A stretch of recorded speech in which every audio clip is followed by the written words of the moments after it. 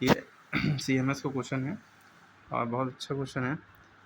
ये नंबर्स आपको दिए गए हैं 888 यानी कि 888, 889, 898, 899, ठीक है।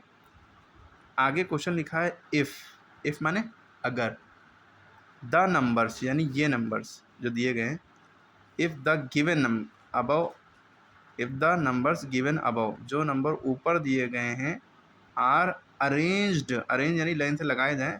कैसे लाइन से लगाए जाएँ? In descending order. डिसेंडिंग यानी बड़े से छोटा, यानी सबसे पहले सबसे बड़ा, फिर उससे छोटा, फिर उससे छोटा, उससे और छोटा। डिसेंडिंग और डिक्रीजिंग का मतलब एक ही होता है। तो इन्हीं नंबर्स को अगर हम डिसेंडिंग ऑर्डर में लगाएं, then which of the following, तो इनमें से कौन सा number will be the second number in the order, इनमें से कौन सा नंबर सेकेंड नंबर पे आएगा। जैसे हमने कोई नंबर हमने लिख दिया है 5, फिर लिख दिया 2, फिर लिख दिया 9, अब फिर लिख दिया 1। हमसे कहा गया कि अगर हम इन नंबर्स को डिसेंडिंग ऑर्डर में अरेंज करें, डिसेंडिंग यानी कि सबसे बड़ा, फिर उससे छोटा, फिर उससे छोटा। सबसे बड़ा नंबर कौन है?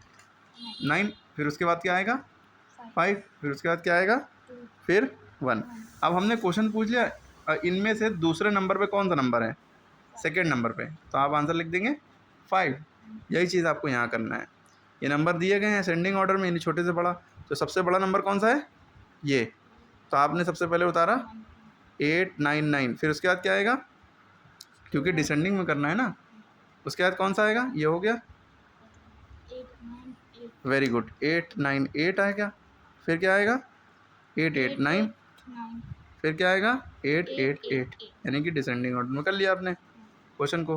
फिर कह रहे हैं इनमें से कौन सा नंबर सेकेंड नंबर होगा इन द ऑर्डर। तो अब ये पहला नंबर, ये दूसरा नंबर, 898। तो 898 option C is the correct answer.